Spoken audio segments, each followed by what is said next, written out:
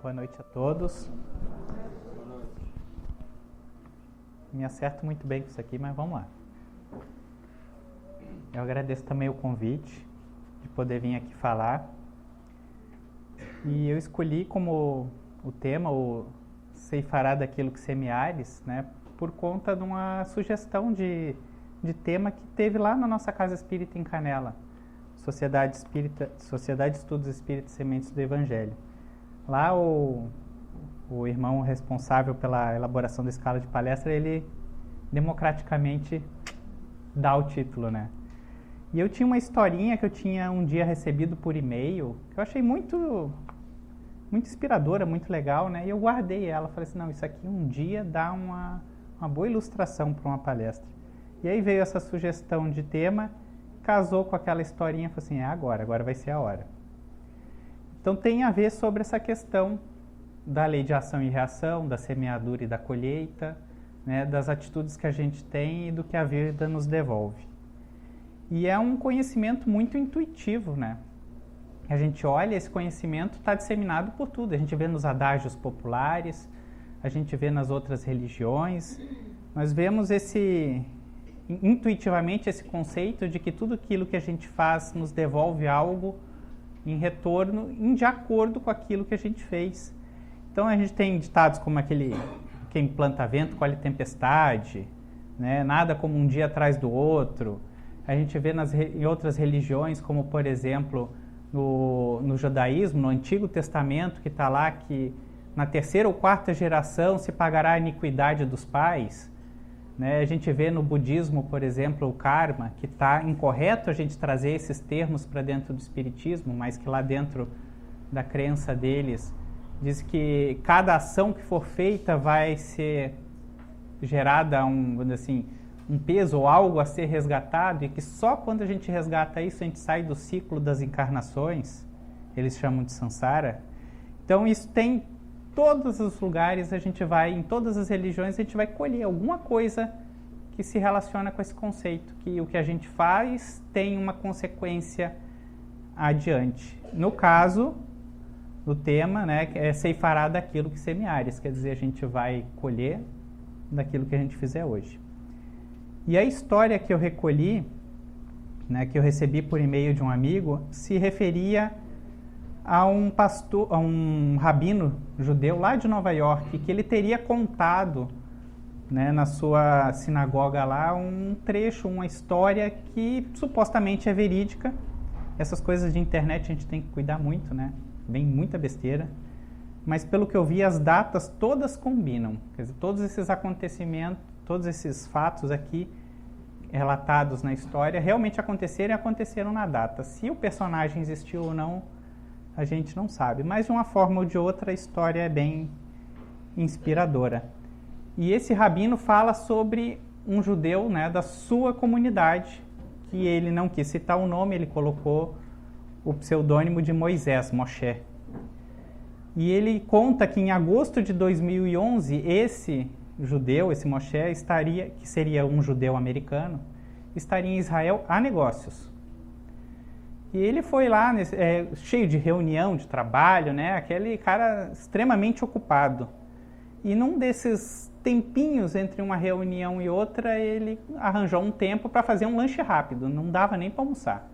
Desceu do prédio onde ele estava fazendo as reuniões, foi até a esquina, achou uma pizzaria, assim, meio delivery, né? Aquelas que tu entra e sai, e entrou para comprar um lanche, ele rapidinho entre uma reunião e outra. Como ele estava com muita pressa e a fila estava grande, ele começou a sapatear, né? Aquele anda para um lado, anda para o outro, né? Pressa.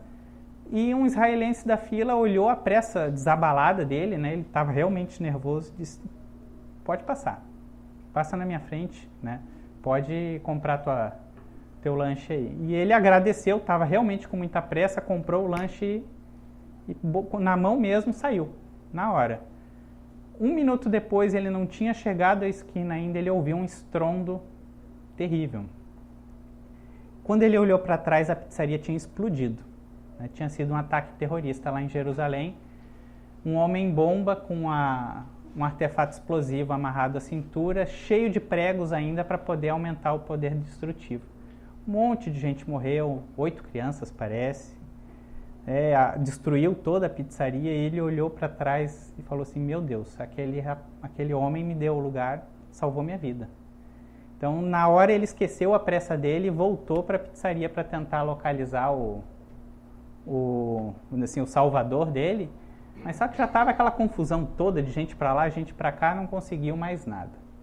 Foi para a reunião dele e depois percorreu os hospitais da Redondeza para tentar achar aquela pessoa que tinha cedido o lugar para ele, tinha de certa forma salvado a vida dele, quem sabe.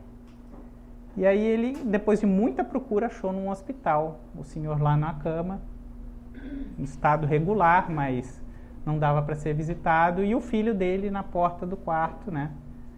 E ele falou assim, olha, eu sou um homem importante, eu tenho muitas posses, eu estava aqui a negócio, seu pai, quem sabe, salvou minha vida, está aqui o meu cartão, qualquer coisa que seu pai precisar, não se acanhe, me ligue. Eu vou fazer o que for possível, o que estiver ao meu alcance, mas eu vou dar assistência a ele. Nada, não teve nada, acabou a época da reunião de negócios, da viagem de negócios deles, ele retornou a Nova York. Mais ou menos um mês depois, um pouco menos, toca o telefone dele. Aí era o filho do senhor falando assim, tudo certo com meu pai. Só que parece que um estilhaço foi parar na coluna, precisa de uma cirurgia delicada, e disse que o melhor lugar para fazer essa cirurgia seria aí em Massachusetts, em Boston. E a gente não tem como. Não pode deixar. Providencia tudo aí, que aqui da minha parte está tudo certo, pode mandar ele.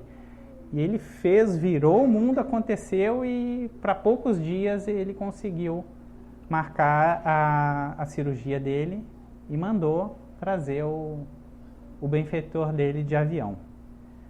Naquele dia em que chegaria o benfeitor dele, ele desmarcou toda a agenda de negócios dele, não foi ao escritório e saiu de Nova York e foi até Boston para receber o benfeitor dele e acompanhar ele durante a cirurgia, dar uma assistência ao filho que, afinal de contas, estava num local que não era o seu, né? Estava num país diferente.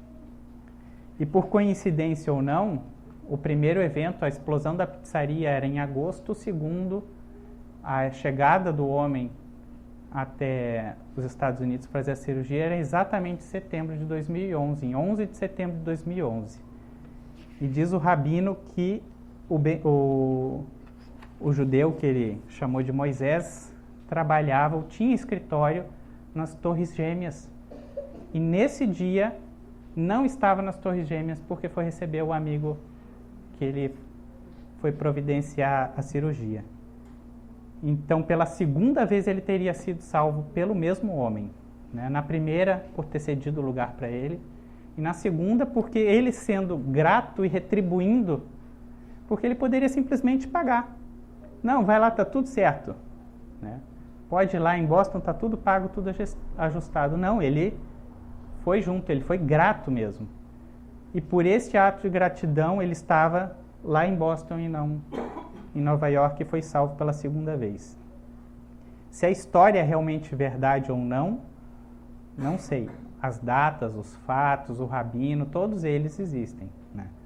Mas de uma forma ou de outra, o que a história nos fala? Que muitas vezes a atitude que a gente tem vai selar o que a gente vai ter ali para frente.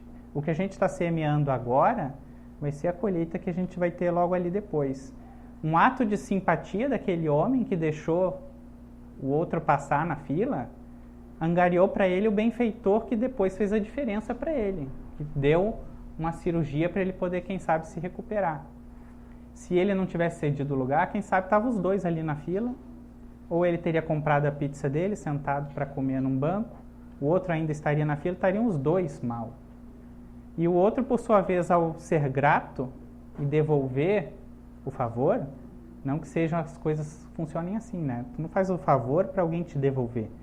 Mas o ato de gratidão dele tirou ele do local em que ele certamente teria falecido.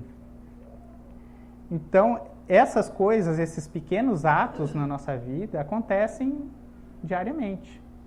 E não precisam ser coisas grandiosas, a gente não precisa nas nossas vidas salvar alguém todos os dias, né? Salvar de atropelamento fazer um ato grandioso. São os pequenos atos de simpatias e gratidão que nós temos que ter na nossa vida. Então esse conhecimento que todas as religiões nos trazem, que aquilo que a gente faz nos traz uma consequência diferente, está, por exemplo, muito bem explicado, magistralmente explicado numa obra, eu não vi se passou ali, conheço as obras básicas, que é o Céu e Inferno. O Céu e Inferno é, quem sabe, uma das obras menos estudadas pelos espíritas. Quem sabe, só a Gênese é menos estudada do que o Céu e Inferno. É um ilustre desconhecido dos espíritas. E fez 150 anos mês passado, foi em 1º de agosto de 1865. E lá no seu capítulo 7, ele discorre de uma forma clara e cristalina sobre essa questão das atitudes que nós temos e o que a gente colhe depois. Esse capítulo 7 está intitulado como As Penas Futuras segundo o Espiritismo. E depois ele tem vários itens: a carne é fraca, princípios da doutrina espírita sobre as penas futuras e Código Penal da Vida Futura. Uma verdadeira aula sobre cuida das tuas ações, que as consequências vêm depois.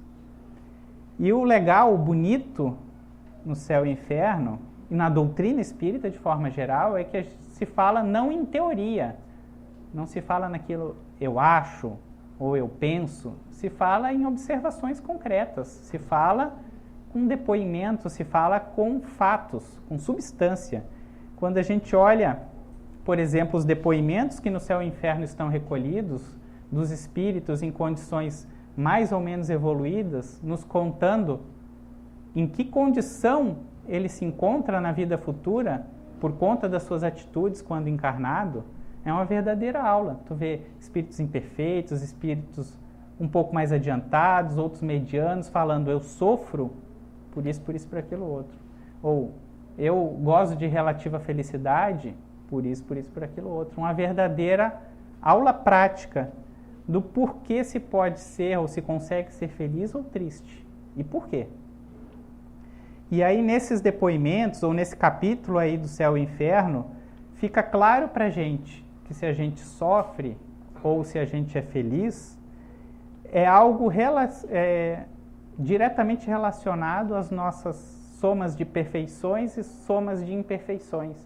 Todas as qualidades que a gente já conseguiu adquirir e tudo aquilo que a gente ainda tem a trabalhar. Então diz exatamente assim, esclarece que o espírito encarnado ou desencarnado sofre as consequências de todas as perfeições que ainda não conseguiu corrigir e que seu estado, feliz ou desgraçado, é inerente ao seu grau de pureza ou de impureza.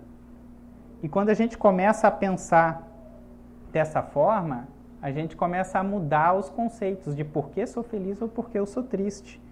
A gente começa a entender que se eu tenho algum motivo de sofrimento, é decorrente de alguma imperfeição minha, que não há uma só imperfeição que eu tenha que não vá me trazer um desgosto, ou uma má adaptação, ou algo que eu tenho que trabalhar mais para poder corrigir.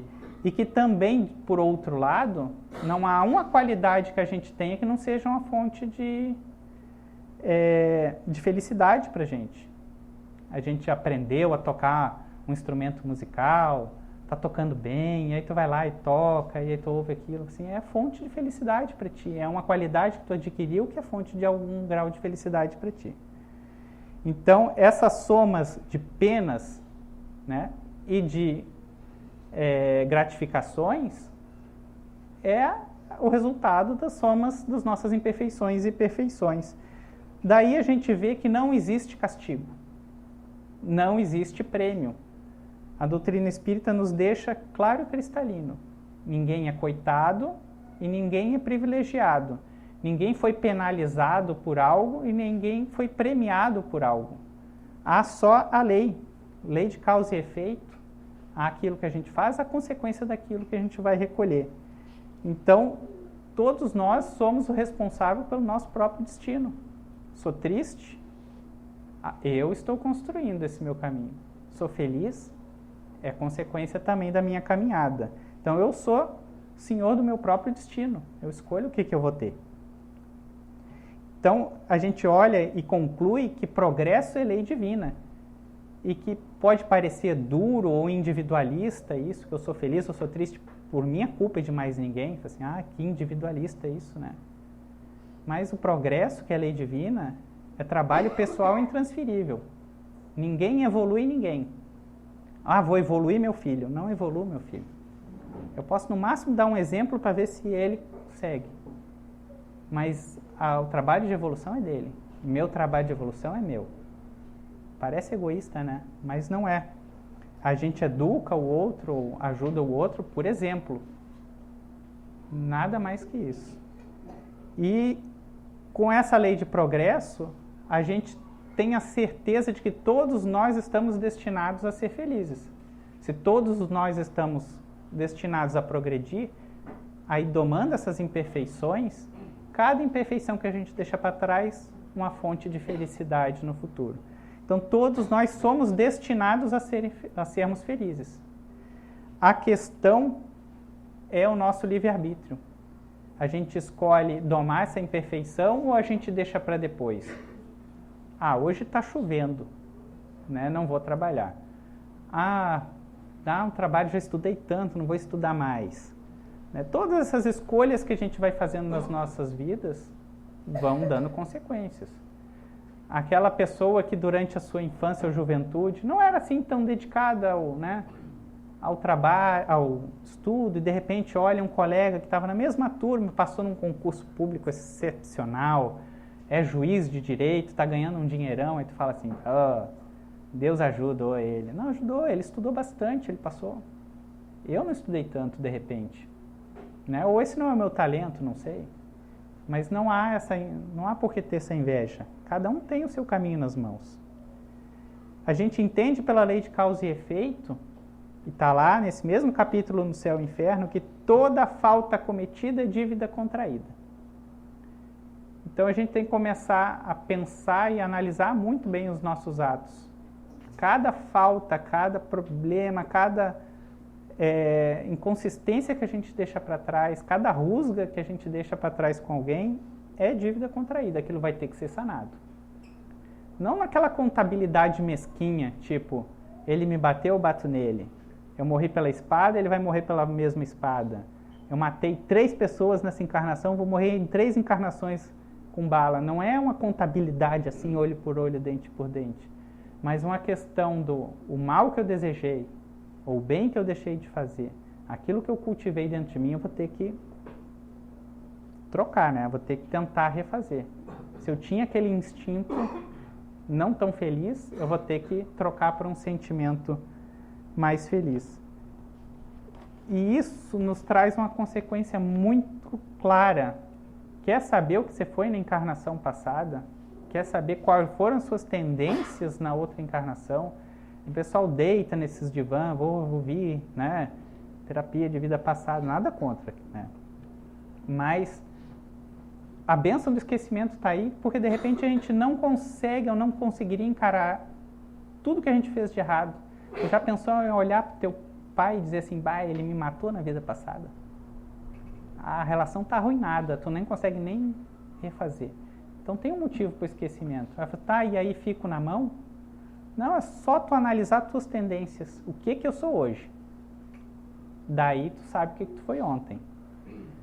Eu tenho dificuldade com meus filhos. Bom, a relação não foi tão boa de repente na outra. Então a gente vai analisando o que a gente tem hoje e a gente certamente sabe o que a gente está tentando reajustar do ontem. Então não basta, acho que não convém aquilo, foi isso que aconteceu, aquilo. Não, eu tenho essas tendências e é isso que eu tenho que corrigir.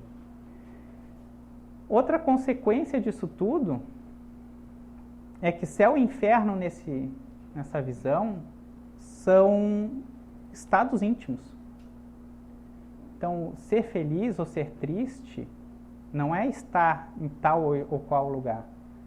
Quando a ciência nos mostrou o universo, que a Terra não era o centro do universo, que não estava no centro do sistema solar, primeiro a ciência descobriu que o Sol era o centro do sistema solar, depois descobriu que o Sol é uma estrelinha no meio de uma galáxia pequenininha, no meio de um monte de galáxias, num universo imenso. Então a gente é uma coisica lá na beira de uma galáxia. Então aí aquele conceito de o que é em cima, o que é embaixo, o que é o inferno lá embaixo, o céu lá em cima, onde é que é o em cima? Se tem em cima para cá, tem em cima para lá, lá do outro lado tem universo para caramba, para lá também. Então a questão de céu ou inferno como lugares sumiu, desapareceu. E tudo isso que a doutrina nos traz, nos diz que céu e inferno é estado íntimo. A pessoa é feliz aqui dentro, ou ela é triste aqui dentro. Meu reino não é deste mundo, onde é que é? É aqui, ó. Tá aqui na gente. Eu sou feliz, ponto. Tem gente que, não sou feliz porque minha esposa não é assim. Eu não sou feliz porque o chefe me... Eu não sou feliz porque... Eu sou feliz e pronto. Porque é uma questão minha, individual, é a minha conquista. Ser feliz porque alguém é assim, ou ser feliz porque alguém... Não. Então a gente começa a entender que céu e inferno são estados íntimos, são conquistas pessoais. Quantas vezes a gente vê na rua aquele cara varrendo a rua, vassourão, faceiro, cantando, cantarolando, alegre, mais feliz da vida. Tu passa por ele legal, ele, tudo legal, tá bem. O cara é um sorriso só. Todo mundo que trabalha com ele, sai bem do dia de serviço. É ótimo trabalhar com ele. Aí passa o cara com a Ferrari, todo embisugado, batendo no volante, tá mal.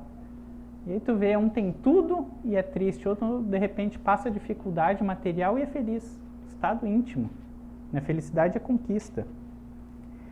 E a gente vai entendendo se são estados íntimos, essa duração, essa conquista, é responsabilidade nossa. Eu é que tenho que refazer o meu caminho. Eu é que tenho que domar aquela imperfeição. Eu é que tenho que tentar conquistar isso aí. É fácil? Não. Tem dia que eu acordo que eu não presto para nada. Aí tu tem que tentar reformar aquilo lá. Tem dia que parece que tu já acorda mais, caminhado. E assim é o nosso dia a dia. Tem dia que a gente acorda bem, tem dia que a gente não acorda tão bem, e a gente tem que tentar trabalhando isso para entender que a gente tem que estar bem. Não adianta. Se a gente olha um problema, senta no meio-fio e chora, a gente não está trabalhando para resolver esse problema. Agora, se eu encaro ele de uma forma melhor, se eu escolho como tratar com ele, tento tratar, quem sabe eu consiga resolver. Então, Deus não dá castigo para ninguém. Deus não dá prêmio para ninguém.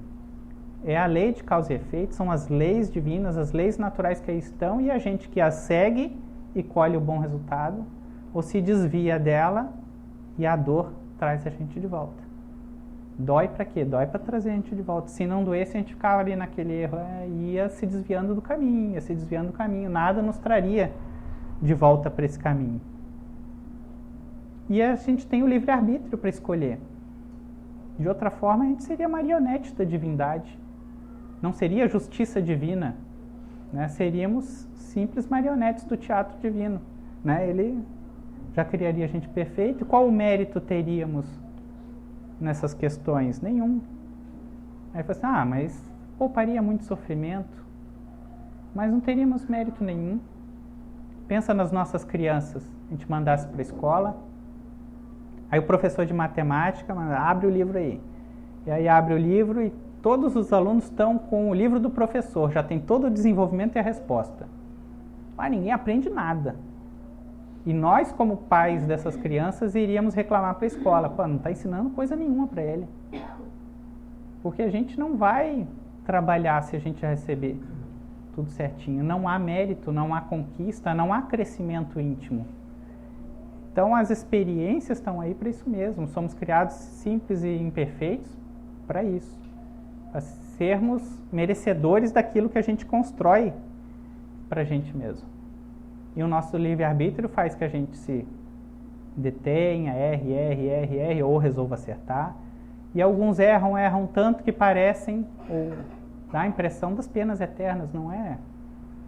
Não há uma perna eterna, é que erra tanto, é tanta débito e dívida contraída e volta e não acerta, que aparenta, né, ou pode parecer algo tão longo, mas uma hora a experiência vai ser bem feita. E aí aquele aprendizado está realizado. Então não há ninguém voltado à inferioridade. Não há demônios, não há aquelas pessoas, aqueles espíritos criados para a imperfeição. Há simples e ignorantes tentativas, erros e acertos e o caminho para a felicidade que nós todos temos que fazer. E como é que a gente atinge isso? E aí está lá, num dos subitens do capítulo, que fala sobre o Código Penal da Vida Futura, diz bem claramente, o caminho para a gente refazer todas essas experiências e conseguir domar essas imperfeições e ser feliz, passa por 3 questões: arrependimento, reparação e expiação. E aí está uma das questões vitais na doutrina espírita, porque não se admite simplesmente que alguém, me arrependi, está salvo. Não, de forma nenhuma. Arrependimento é começo. Arrependimento é um excelente começo. Muda a disposição íntima. Tipo, fiz errado, vou tentar fazer de novo. Ótimo, excelente. Suaviza porque a gente já entende que se errou, colheu tais consequências. Tudo. Mas logo após o arrependimento, há de vir a reparação. Eu fiz algo, eu destruí algo, eu não construí bons sentimentos, ou não realizei algo de tão legal, tão digno. Perante a lei de causa e efeito, vou lá eu reparar. Preciso refazer aquele caminho, preciso, né, consertar aquela relação. Magoei alguém, não basta eu me arrepender de ter magoado alguém. Eu preciso pegar minhas perninhas, dar o primeiro passo, ir lá e... Desculpa.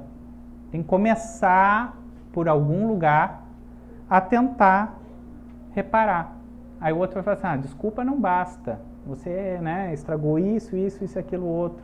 Às vezes a gente consegue reparar o erro, a gente consegue refazer, demonstrar amizade, tentar reconquistar a confiança, que demora muito mais, né? Perder é rapidinho. Reconquistar é difícil. Mas a gente vai tentar reparar, é o nosso dever. A gente fez o mal, a gente tem que tentar reparar. E aí que está aquela, né, que o amor cobre a multidão de pecados. Quer dizer, errou, fez a multidão de pecados, vá lá tentar refazer o teu caminho. Sempre lembrando que não tem aquela questão olho por olho, dente por dente, né? Não é porque eu fiz isso que eu vou ter que pagar com aquilo. Nem toda falta tem um prejuízo direto. Às vezes é só, quando assim, deixei de fazer um bem, tenho que aprender a ser caridoso de outra forma. Né? O Espiritismo não é aquela contabilidade, olho por olho, dente por dente, como eu já falei antes, né? Matei, vou morrer na próxima encarnação, ou, né, cortei a mão de alguém, vou nascer sem mão na outra. Pode ser que aconteça essas coisas. Mas a questão é mais as minhas intenções e aquilo que eu carregava dentro do coração e o que eu tenho que refazer. E a expiação, que faz parte também. A gente não quer que...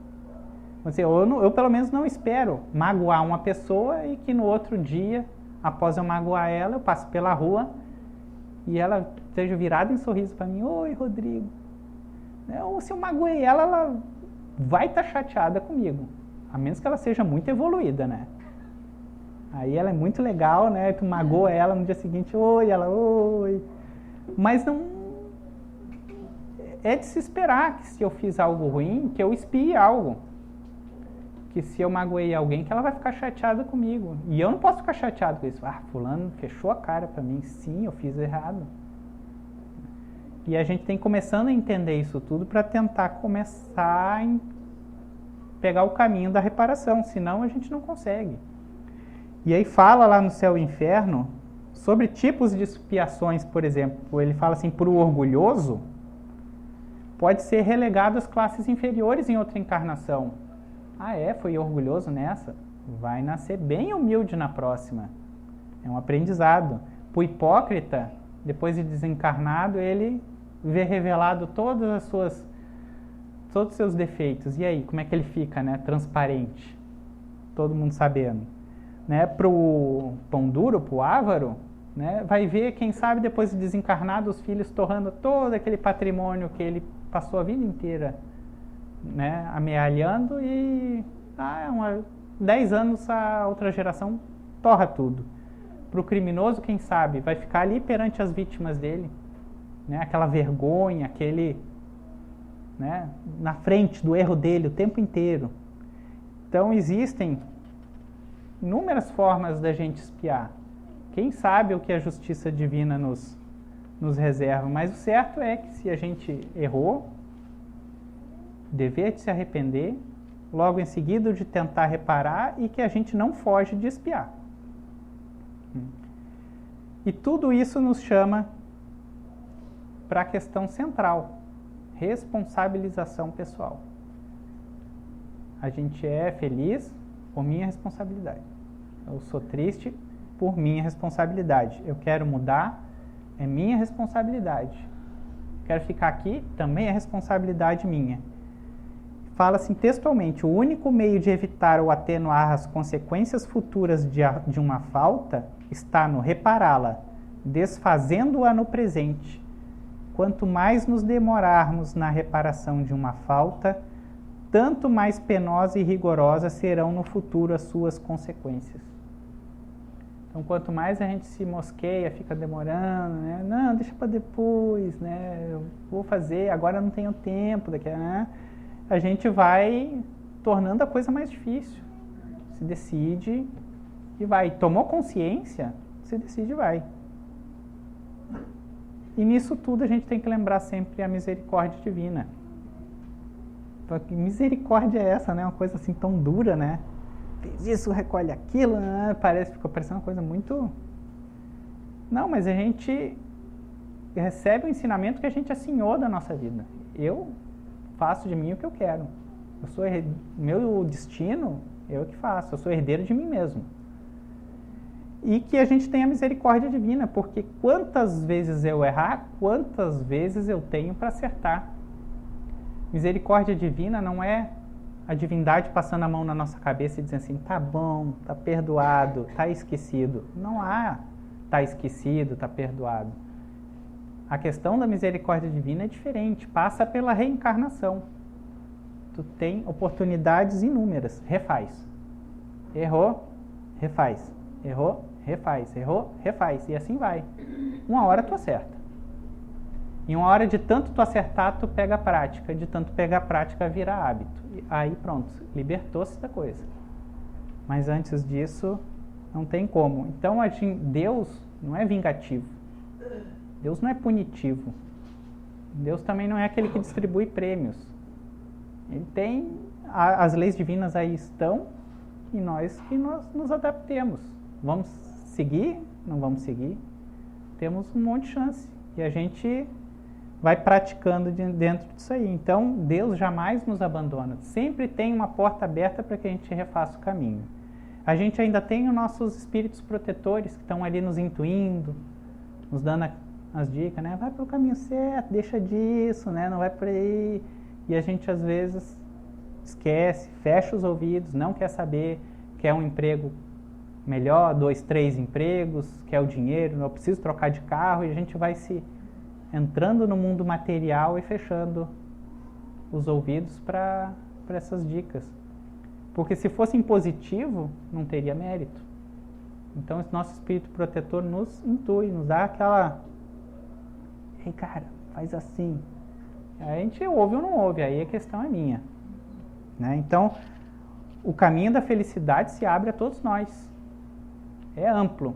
A questão é a gente ter vontade de seguir esse caminho, né? Ou não. E aí lá no item 33, no finalzinho do Código Penal da Vida Futura, ele resume tudo. E fala assim: em que pese a diversidade de gêneros e graus de sofrimentos de espíritos imperfeitos, quer dizer, na variedade dos nossos sofrimentos, todos nós somos aqui imperfeitos, o Código Penal da Vida Futura pode se resumir em 3 princípios. O sofrimento é inerente à imperfeição. 2. toda imperfeição, assim como toda falta dela profanada, traz consigo o próprio castigo, nas consequências naturais e inevitáveis. Assim, a moléstia pune os excessos e da ociosidade nasce o tédio, sem que haja mister de uma condenação especial para cada indivíduo. Então ninguém foi condenado, é a consequência daquilo que foi feito. Terceiro, pode todo homem libertar-se das imperfeições por efeito da vontade, pode igualmente anular os males consecutivos e assegurar a sua futura felicidade.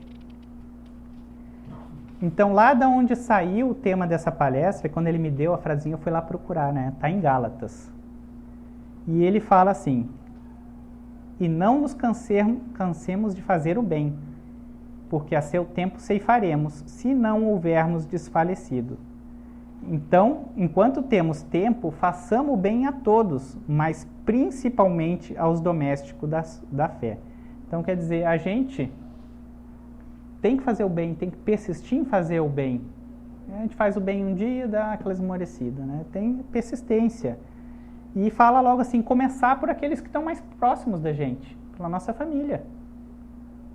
Eu vou montar um asilo. E é uma pessoa irracível em casa, né? A família não aguenta o cara, mas o cara quer fazer uma obra de caridade, montar um asilo. Então comecemos ali pelo básico, nossa família, pelos nossos domésticos. E fala lá, porque o que semeia na sua carne, da carne ceifará a corrupção, mas o que semeia no espírito, do espírito ceifará a vida eterna. Então, quer dizer, onde a gente colocar a nossa atenção, dali é que vem a nossa consequência. Eu sou uma pessoa espiritualizada, eu cultivo minhas amizades, eu gosto de me instruir, de me educar, né? Eu sou uma pessoa realmente espiritualizada, aí estarão os meus tesouros, daí virão consequências. Eu sou um cara materialista, né? Mais trabalho, mais dinheiro, mais bens, eu vou colher outro tipo de consequências da vida, né? Onde está o nosso coração, aí está o nosso tesouro. Eu semeio na carne, da carne eu vou colher corrupção. Eu semeio no espírito, do espírito eu vou colher outras coisas. Então, ainda assim, é uma questão de escolha, né? Mas prove cada um a sua própria obra e terá glória só em si mesmo e não no outro, porque cada qual levará a sua própria carga. Então a gente não pode ficar, eu fali porque alguém me induziu a erro, isso ou aquilo. Não, eu fali porque eu fali. Quando fala aquele capítulo lá do Céu e Inferno que a carne é fraca, não há justificativa nisso. O espírito é senhor do corpo. Se o corpo faz, o espírito ordenou. Sim, o espírito está no comando. Então, e a carne é fraca. Se eu for forte o suficiente, se a minha vontade for firme o suficiente, eu sigo pelo aquele caminho que eu escolhi. Se eu fraquejar, foi o corpo que fraquejou, foi o espírito que deu uma fraquejada. Então, cabe sempre a nós escolher o nosso caminho, tentar fazer. E aí não começa por uma maratona, tipo assim, amanhã vou ser santo, né? Amanhã eu não faço mais nada disso. A gente ainda é imperfeito. A gente acorda de manhã num dia, faz uma prece, tem um dia legal. No outro dia a gente escorrega, faz uma fofoca do colega de trabalho. Aí no outro dia a gente já está mais legal. No outro dia a gente fala mal da vizinha, porque a vizinha levantou muito som de noite, a gente já perde a compostura, né? E aí no outro dia a gente vai de novo. A gente está nesse grau de imperfeição ainda. Então não cabe a gente querer correr a maratona amanhã, né? Eu vou ser perfeito. Quem fala aqui na tribuna, todos os palestrantes sobre todos os temas, tão imperfeito quanto todo mundo está no grupo de estudo, no auditório, em tudo quanto é lugar, né? A gente dá essas escorregadas e volta, e vai e volta, é assim mesmo. Então não cabe a gente querer amanhã falar assim, vou fazer tudo. Começar pelo básico, pelo pequeno, pelo que a gente consegue a cada dia, aquele seu probleminha. Conserta aquele, depois pro próximo. E aí para isso eu peguei umas frasezinhas que eu achei que resume bem o caminho que a gente tem que seguir para reformar isso aí. E para acabar eu acho que fica bem. Que a gente deve sempre ter Cuidado com seus pensamentos. Eles se transformam em palavras. Cuidado com suas palavras. Elas se transformam em ações. Cuidado com suas ações. Elas se transformam em hábitos. Cuidado com seus hábitos. Eles moldam o seu caráter. E cuidado com o seu caráter. Ele controla o seu destino. Então tudo começa lá no pensamento. Se a gente começar a vigiar nosso pensamento, tentar... Opa, tá errado, né? Muda a sintonia, passa, né? Tava pensando mal do fulano, né? Só volta. Começar por esse simples fato, tudo dali vai vir diferente. Vai vir ação diferente, vai vir palavra diferente. Se as ações já forem diferentes, o nosso hábito vai mudando e assim a gente vai... Então comecemos pelo básico, vamos vigiar nossos pensamentos, tudo mais daí vai vir por acréscimo, como se fala, né? Então, a cada um segundo suas obras, assim na terra como no céu, tal é a justiça divina. Não há castigos nem recompensas, há causas e efeitos, portanto, merecimentos. Então, que a gente possa, né, se conformar com aquilo que a gente tem, porque é aquilo que a gente merece, né? Se a gente quer algo melhor, então vamos tentar merecer algo diferente. Era isso aí que eu tinha para deixar para hoje, para nós todos.